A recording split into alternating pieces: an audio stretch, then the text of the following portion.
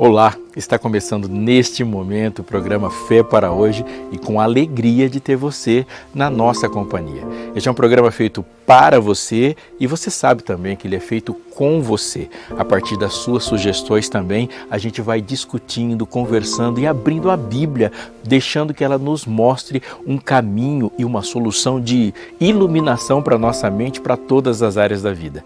Nessa temporada em especial nós estamos falando sobre a adoração, sobre a expressão humana desse Deus maravilhoso, quais são os critérios para uma adoração verdadeira, o que Deus espera de nós e a função da adoração na nossa vida.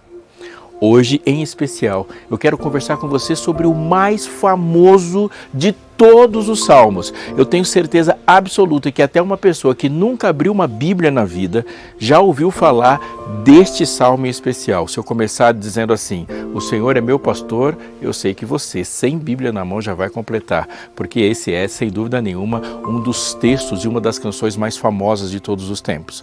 Mas mais do que uma música popular, ele é um tremendo mapa de um caminho. Ele mostra uma relação e nos convida a entrar nele para conhecer não somente o salmista, mas principalmente este pastor que é apresentado. Não sai daí, está só começando o Fé para Hoje.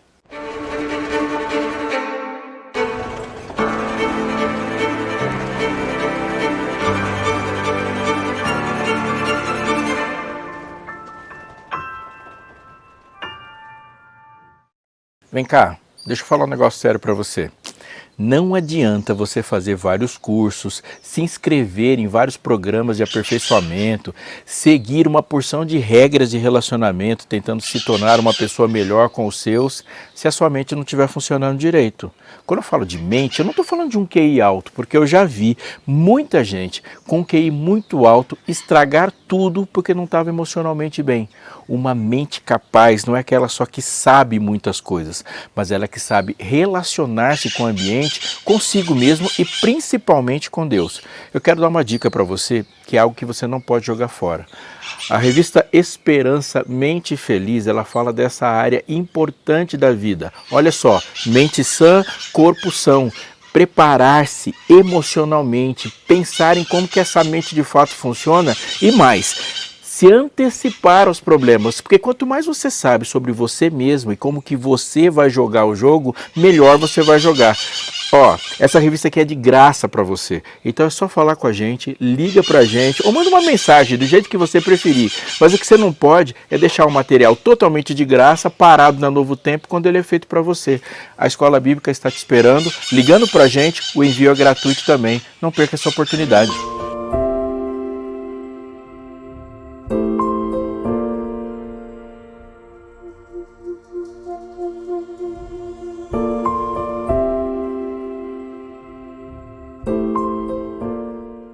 Antes da gente ler o primeiro verso desse salmo, algumas informações são muito importantes para que a gente mergulhe num contexto. A primeira que eu quero te dizer é a seguinte: há uma canção aqui. E nessa canção existe uma expressão cultural de um povo que escreve de uma forma muito específica. Por exemplo, quando você está lendo algo na nossa cultura, uma narrativa, um poema, nós esperamos que o clímax esteja num lugar correto ou, geralmente, ele está no final, ele está num crescente. A poesia hebraica ela não acontece dessa forma. O clímax está geralmente no meio. E há uma estrutura muito interessante na forma de expressar, na escrita e na música, que é chamado tecnicamente de quiasmo. Quiasmo é uma referência à letra Qui, que parece com um X. O que eu estou querendo dizer com isso?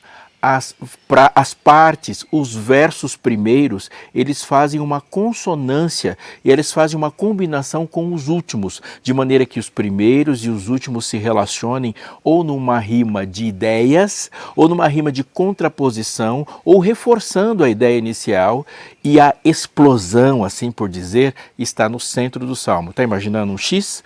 As pontas se combinam e elas se encontram no meio. Uma boa parte dos salmos é assim. E é um exercício muito interessante quando você ler um salmo, um texto da Bíblia que foi escrito dentro da cultura hebraica e perceber essas combinações. Um outro detalhe técnico muito interessante é a maneira como os argumentos se reforçam. Há uma forma do salmista dizer e ele vai confirmar a primeira frase ou colocando uma oposição na segunda frase, ou ele vai falar tudo o que ele falou de novo usando outras palavras. Quer ver um exemplo de um salmo bem conhecido? Lâmpada para os meus pés é a tua palavra. Agora ele vai confirmar o que ele disse na canção, dizendo o mesmo argumento, querendo dizer a mesma coisa, só que com outro texto, com outra frase. E luz para os meus caminhos. Lâmpada para o pé, luz para o caminho. Ou seja, ele está confirmando. Em outros momentos, ele vai colocar uma verdade e vai reforçar a verdade, fazendo contraposição com aquilo que eles não aceitaram, com aqueles que não aceitaram a verdade. Por exemplo, a vereda do justo, a vida do justo é como uma árvore plantada junto à corrente de águas. Ele está dando uma expressão de firmeza, de algo inamovível, firme, que ela não precisa sair dali. Ela é focada e firmada em uma base. Ele vai dizer, não é assim o ímpio. Ele é como palha que o vento espalha. Saiba, palha que o vento espalha está diretamente relacionado à árvore. Ele está fazendo uma contraposição. Aqui neste salmo há uma experiência sendo dita e essa é a dica mais importante de contexto para que você e eu compreendamos esse salmo.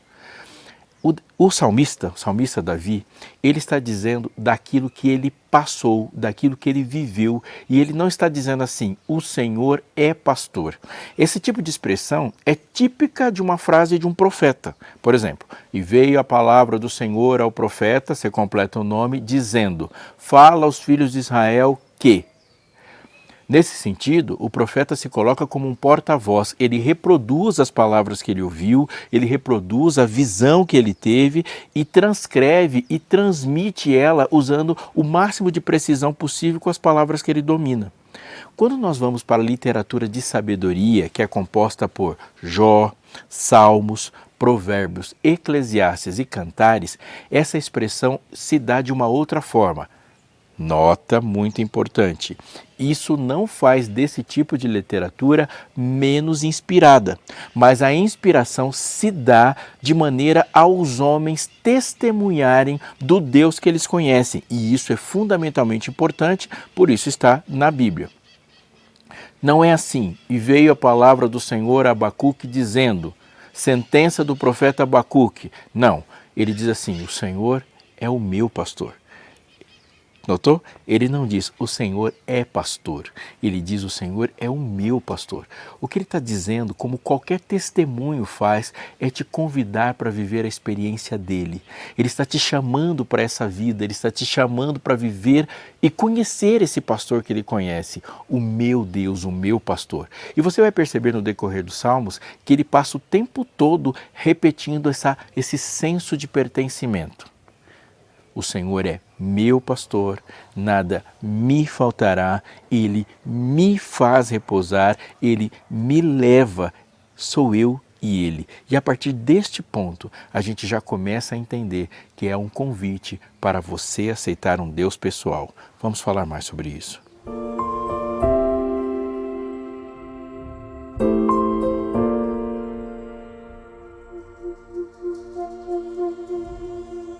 Algo muito importante para a gente aprofundar na experiência do Salmo 23 é entender que ele é descrito nos seus primeiros versos na experiência de uma ovelha. Isso é um convite, e um convite à reflexão muito profundo e muito especial. Na nossa cultura, neste mundo ocidental, nessa parte da história, nós somos bombardeados sistematicamente todos os dias, todas as mídias, todos os filmes, a maneira como se organiza a vida material, esse ritmo industrial e a forma competitiva com que a gente vive, não só culturalmente como economicamente, a procurar um lugar de destaque. Nós vivemos em um mundo brutalmente hierarquizado, onde nós não queremos, lá no fundo, enquanto pecadores, um mundo melhor. Nós estamos tentando e lutando por uma posição melhor neste mundo. Neste contexto, pensa no choque que é confrontar uma ideia de que você é um predador, que você deve ser predador para ser ovelha. Vamos pensar um pouquinho? Quando o salmista diz, o Senhor é meu pastor, ele está fazendo uma declaração de total dependência. Em um mundo onde se bradou e se comemorou e a gente para e celebra independência ou morte, a Bíblia diz que independência é morte. E é uma pena, e uma tragédia que a gente não pensa nisso o tempo todo. Volte um pouquinho e vá para Gênesis. Há uma descrição de um mundo perfeito. E neste mundo perfeito, absolutamente tudo vem de Deus. Quando a gente percebe os diálogos, o pacto, a aliança de Deus com o ser humano e todo o processo de feitura e criação, nós vamos vendo passo por passo uma relação de total dependência. Eis que vos tenho dado todas as árvores do jardim. Adão teria um jardim para cultivar e guardar, mas nenhum momento vai passar nem pertinho da cabeça dele a ideia de que ele pode prover alguma coisa. Deus dá o alimento. Ele sai e depois de ter a sua vida começada, Adão tem uma consciência desenvolvida a olhar e nomear todos os animais. Essa atividade de nominar os animais, perceber os animais, vai dando a Adão uma consciência de que o seu propósito não pode ser cumprido sozinho. Ele vê numa espécie de solidão conceitual e a religião que vai aparecer na vida de Adão e na cabeça dele é a de que todo propósito, toda vida completa é uma vida completa em dependência dos dons e talentos que Deus deposita em outros também. Veja, quando Adão sai para dar nome aos animais, ele não tenta resolver o seu problema sozinho. Ele volta para a fonte e diz, Senhor, eu preciso de alguém. Ele se vê dependente de um outro ser humano e imediatamente e automaticamente dependente de Deus para que exista esse outro ser humano. E no centro da teologia de Gênesis 1, 2 e 3 está a afirmação contínua nesse exercício de consciência de Adão e Eva de que ele deveria se dirigir à árvore da vida porque a vida não vem dele. Tudo provém de fora. E ao estender a mão e comer do fruto da árvore da vida, Adão está declarando em cada mastigada, tudo que eu tenho provém de Deus. A árvore do conhecimento do bem e do mal, ela simboliza, ao ser tocada, uma declaração de independência. Agora, vá para Gênesis 3. Sereis como Deus. Essa é a frase dita pela serpente para Eva. Você precisa ser independente. Tirar Deus da jogada e assumir a própria função de nominar, de classificar. Em todos os textos nós vamos ver uma frase que se repete. E viu Deus que era bom em todos os processos. Então Eva vê a árvore, olha para o fruto e vendo ela que o fruto era bom, assumiu uma independência. Perceba que quando Davi está começando o Salmo, ele não está fazendo uma cantiguinha. Há uma teologia pura, densa e extremamente importante para a sobrevivência de qualquer um que quer permanecer neste amanhã tão sonhado. O Senhor é o meu pastor. Antes mesmo e implicitamente nessa frase, ao falar, antes mesmo eu digo, de falar do pastor e desenvolver e mostrar as características desse pastor, tudo isso só é possível se a identidade de ovelha estiver nele. Veja, quando nós pensamos na nossa independência, na nossa capacidade, nas nossas velocidades, na nossa intelectualidade, isso tudo nos impede de olhar para Deus e dizer essa frase. Para que alguém diga, o Senhor é meu pastor, ele necessariamente precisa se compreender como ovelha. Mas agora, pense numa ovelha. Ovelhas não são o topo de uma cadeia predatória. Você dificilmente vai ver um time que quer se mostrar um time competitivo, agressivo e campeão, tendo uma ovelha de mascote, a não ser que esse animal tenha sido um apelido dado pelos seus próprios adversários. Nós não vemos países no mundo e você não vê estandartes de guerra onde exércitos marcham nas suas propostas e campanhas de conquista, tendo ovelhas nos seus brasões, nos seus estandartes. Nós vemos leões, ursos, lobos, águias. Ovelhas não. Nós admiramos ovelhas culturalmente, porque é um animal fofinho, mas conviver com uma ovelha, cuidar de uma ovelha, é uma atividade que exige muita paciência por uma razão muito simples. Ovelhas são animais com baixa capacidade cerebral, com baixo entendimento, com baixa inteligência. Não, ovelha não é um símbolo de esperteza e de inteligência. Nós não vamos ver, e não dá nem para comparar uma ovelha com um gato, por exemplo. Ovelhas não têm velocidades, uma vez que elas precisam fugir, as suas chances são muito, muito baixas. Você não vê elas atingindo nem um mínimo de velocidade a ponto de conseguir fugir de um predador simples e qualquer. Elas não têm uma capacidade de organização coletiva, como vemos em outros animais, como gnus, por exemplo, ou javalis. Elas não conseguem viver juntos com certa facilidade. Ovelhas não têm garras para lutar e se defender. Ovelhas não têm presas que propiciam um tipo de defesa, um tipo de ataque ou pelo menos um tipo de arranque ou uma habilidade para lidar com as coisas. Ovelhas não têm olhos como os dos pássaros, que enxergam de longe, que percebem, que têm uma percepção mais acurada durante a noite e nem um olfato maravilhoso como o dos lobos para conseguir se perceber, se orientar. Não. Ovelhas são animais desajeitados, lentos, indefesos e com baixa capacidade de raciocínio. Isso significa que, para que ela se defenda, ela precisa, na verdade, de alguém que a defenda. Não, uma ovelha não tem garras, elas não têm presas. O pastor tem cajado e o pastor tem bordão. Uma ovelha não tem um olhar que perceba um predador, que perceba o inimigo ou que perceba a alimentação rapidamente a ponto de garantir a sua sobrevivência. Não, ela precisa de um pastor que leve até os pastos verdejantes, porque o pastor tem que ter esse olhar e saber onde está a alimentação, onde está a proteção, onde está o socorro. Ovelhas não têm uma capacidade de correr. É a habilidade do pastor de se antecipar, de ir e de levar para as águas de descanso e promover para ela uma segurança necessária para sobreviver. Ou seja, todas as habilidades necessárias para a vida da ovelha não estão concentradas nela. Todas elas estão concentradas no pastor. Veja, eu posso cantar, e você também. Eu te chamo a fazer isso. O Senhor é meu pastor e nada me faltará.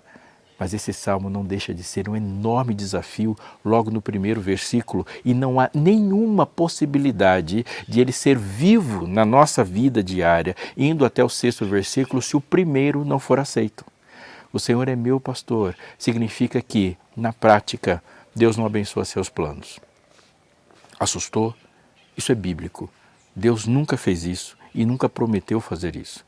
Quando você chega para Deus e fala, Senhor, eu tenho bons planos, Ele vai lembrar você que você é uma ovelha. Ovelha não tem capacidade de fazer planos, nem de permanência, nem de progressão e muito menos de fuga. Todo planejamento é feito pelo pastor. Ele me guia, Ele me leva, Ele conduz, Ele prepara uma mesa na presença dos meus adversários, Ele unge, Ele é o autor de todas as ações, Ele é o planejador da caminhada e toda a vereda da justiça pela qual ela caminha é por amor do nome dEle. Portanto, repito, Deus tem um plano para a sua vida. Não um plano para abençoar os seus planos. Deus não aperfeiçoa seus planos. Quando você apresenta seus planos para Deus, Ele vai fazer algo que fez desde o início da história. Ele destrói seus planos. Ele joga fora os seus planos e no lugar dos seus planos, Ele apresenta e coloca em atuação na sua vida os planos dEle. Há uma outra frase que dizemos muitas vezes que não combina com o Salmo do Pastor. É fazer uma oração ou pedindo para que Deus nos faça fortes. Deus me dá força, Deus me faça forte. Preciso te dizer e você precisa me dar uma chance e prestar atenção e refletir no que eu vou te dizer. Deus não te faz forte. Ele nunca vai fazer isso. O Senhor é a minha força, o Senhor é a minha fortaleza, o Senhor é a minha força. É diferente de o Senhor me faz forte.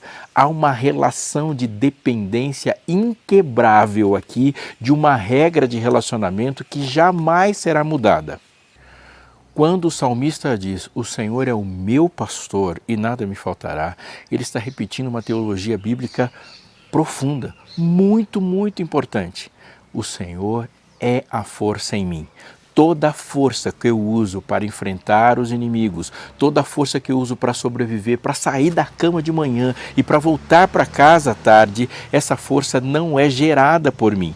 Ela é somente experimentada quando a força de Deus age através de mim. Deus, quando nos dá essa força, Ele se dá em nós. E essa é a parte muito importante, porque sem essa concepção, nós não entendemos a segunda parte, a segunda frase do primeiro texto. Nada me faltará. O que esse texto quer dizer profundamente na nossa vida? Vamos lá.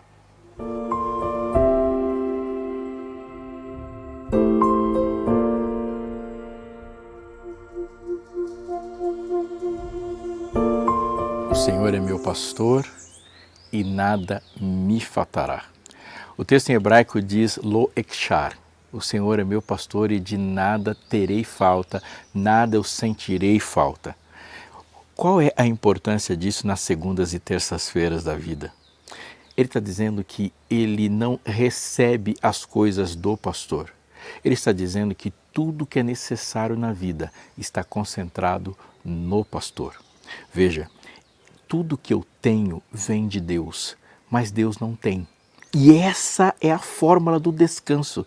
Todo descanso no Salmo, toda a paz, toda a tranquilidade de um ser tão frágil, tão dependente, está exatamente nessa contraposição. Pare e pense, porque de novo nós estamos falando de uma teologia bíblica profunda que deve entrar em cada átomo da nossa vida, em cada cantinho que a gente passa na caminhada, em todas as perspectivas. Nós somos seres definidos em total dependência de Deus. Sim, pare e pense sobre você e tudo que Deus disse sobre você. Ao Deus fazer um homem, Ele faz um homem vinculado de um material do pó da terra. Mas esse homem do pó da terra não levanta e sai andando. A vida dele é completamente dependente do sopro de Deus e é assim todos os dias da vida. O Senhor é a vida em nós e tudo provém dele. Quando nós paramos e pensamos, inclusive, em nossos filhos não são conquistados, nossos filhos são herança do Senhor. É o Senhor que nos dá. O relacionamento que nós temos e o fim da solidão de cada ser humano é celebrado pela dádiva de Deus que nos deu companheirismo. Quando nós pensamos nos processos de salvação, o texto diz que a fé que uma vez foi dada aos santos, a mesma Bíblia vai dizer para mim e para você que a conversão é uma ação do Espírito Santo em nós e Ele concederá a Israel o arrependimento e o perdão. Você não se salva, você é salvo. Você não volta para o Senhor, você foi buscado pelo Senhor. Você não vai para o céu, você será levado para o céu. Você não se converte, foi Deus que converte você e muito menos você se santifica, porque Ele é o Senhor que vos santifica. O que Deus quer de mim num processo de total dependência dele? A Bíblia vai dizer, confirmando, nada me faltará em eu sou a videira, vocês são os ramos, permaneça em mim. Qual é a atitude da ovelha diante de uma relação de tão profunda dependência? Permanecer, submissa, sujeita e por escolha optar que tudo que ela tenha venha desse pastor. E qual é a definição desse pastor? Esse pastor não é dependente, esse pastor não é carente, esse pastor não tem, repito, ele é. Voltando para o livro de Êxodo, nós vamos encontrar um Moisés, que tinha o Senhor como pastor, que viveu uma experiência pastoril e naquele encontro dramático, maravilhoso, em que ele conversa com o seu Criador numa sarça que queimava e não consumia, ele faz uma pergunta: quem és tu? E quando os filhos de Israel perguntarem, o que eu digo? E a resposta é: eu sou o que sou. Eu não tenho, eu não serei, eu não fui, eu sou. Essa foi a resposta de Deus. Deus é pleno, eterno, absoluto, de eternidade e eternidade. Ele é Deus. Deus é que sustenta e nele tudo subsiste. Todas as coisas foram criadas por meio dele e para ele é completo. Jesus vai dizer, ao se apresentar dessa forma, no Evangelho de João principalmente, que repetirá muitas vezes a afirmação da divindade plena de Jesus, dizendo: eu sou o caminho, a verdade e a vida. Eu sou, ele disse por ocasião da ressurreição de Lázaro, a ressurreição e a vida. Aquele que não ama, diz esse mesmo evangelista na epístola, não conhece a Deus porque Deus é amor. Eu sou o Senhor que te sara, Jeová Rafa, ele é a cura. Ele disse que antes que Abraão existisse, eu sou. Deus não tem, ele é. Portanto, um Deus que é amor, quando está guiando a sua ovelha, essa ovelha vai ter um amor pleno nela, não porque Deus depende de amor ou que esse Jesus foi alguém tão extraordinário que alcançou um ponto extraordinário da sua existência que começou a amar dessa forma. Deus não conseguiu amar, ele é amor. Deus não conquistou a vida, ele é o doador da vida. E por favor, atente para a frase que eu vou te dizer agora, porque ela é contracultural e profundamente necessária. Deus nunca, em toda a história humana, pediu uma chance para absolutamente qualquer pessoa. Nós muitas vezes ouvimos isso, até desavisadamente ou irrefletidamente falamos isso. Deus está pedindo uma chance para você para mudar a sua vida. Deus está pedindo uma chance de entrar na sua vida ou organizar a sua casa. Repito, Deus nunca disse essa frase e jamais dirá. O eu sou não pede chances. Ele oferece chances. É o pastor que leva a ovelha. Deus hoje e amanhã também oferecerá uma chance a você. Ele diz, eu estou te oferecendo a vida que há em mim, o amor que há em mim, a paz que há em mim. E nele não há carência de absolutamente nada.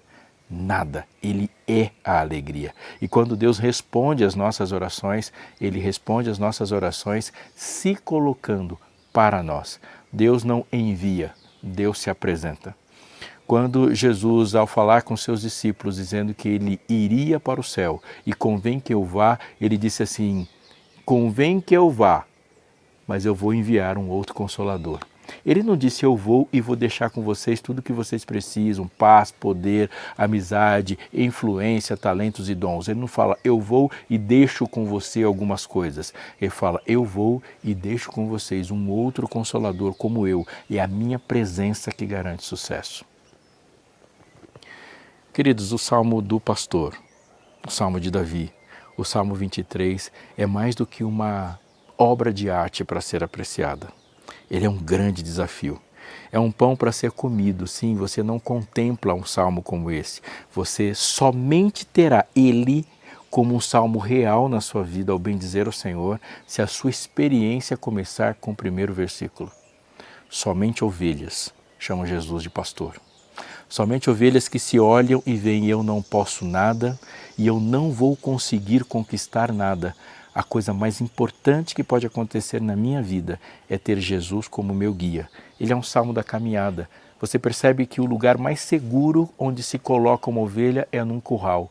E não há curral nesse texto. O que há é a proteção do Senhor. Ele me guia, Ele me leva, eu ando, Ele é a minha proteção. O Senhor é o meu pastor, disse Davi. O Senhor é meu pastor, eu digo hoje para você alegremente. Repita, o Senhor é seu pastor. Eu quero que a sua resposta seja sim, porque você vai viver a experiência que Davi viveu, que a ovelha viveu, e a experiência da ovelha termina no melhor lugar, no colo do pastor.